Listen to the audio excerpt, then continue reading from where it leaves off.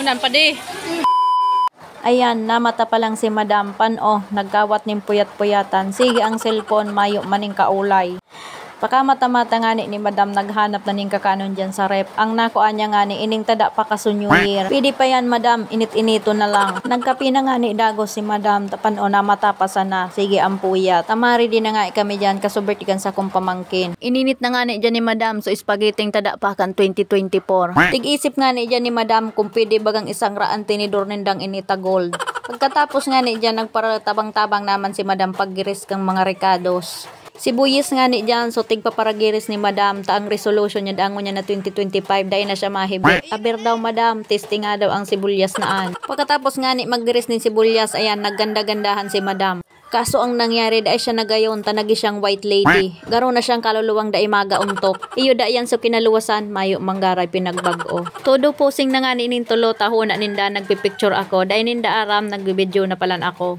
Maurag man ang gibo ka inihong tulo, ako so nagbablog, pero ako so taga-video. O diba, gayon. Pasiring na nga ni kami dyan sa Bilyapin niya mga Madam, taduman ang binyo kaso birthday kaso sa kuyang pamangkin. So pag abot mi nga ni dyan sa binyo mga Madam, so mga aki, todo na ang parataw-pataw o dahil na nakapagharalat o day pa nagupuon nga ni ang program. So mga aki, kortina ang parataw-pataw dyan sa swimming pool. Sibot-sibot na nga ni, so iba mga Madam, pag set up ka mga dapat ilaog dyan sa lamisa. Sinanay hota naka-orange. At ayan, tig-display naman ninda sa mga kakanon digdiho sa lamisa.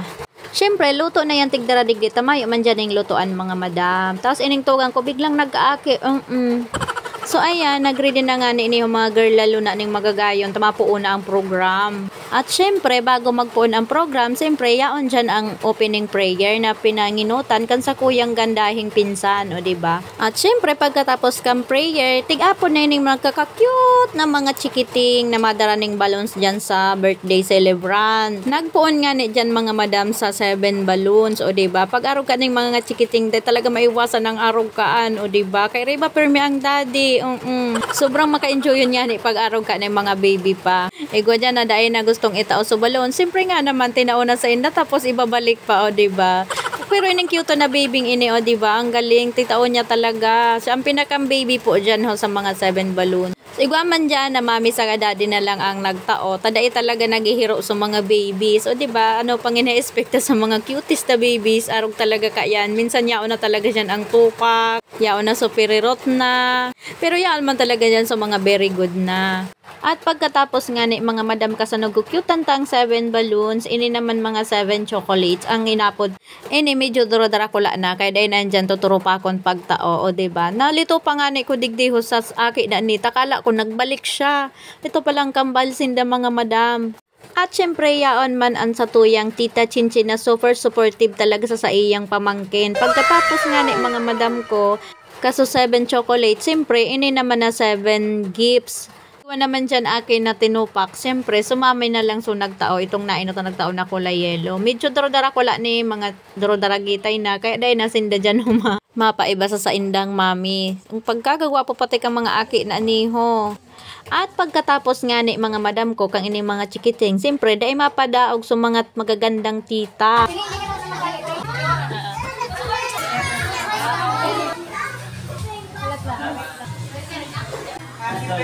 Sa imo, sa ano ba na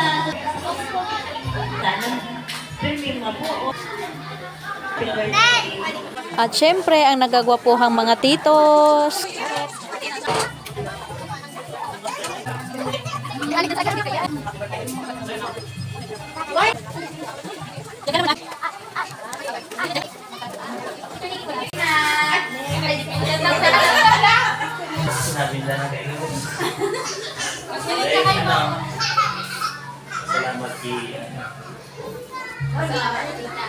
At syempre, pagkatapos, karakanan.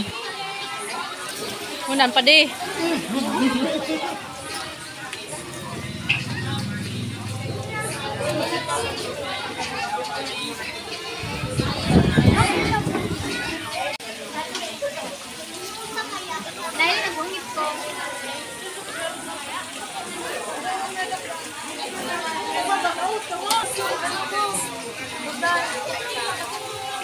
Hi, say hi.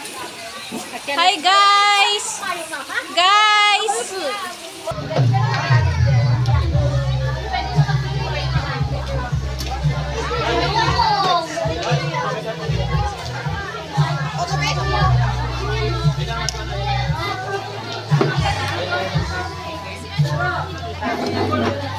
Tubig.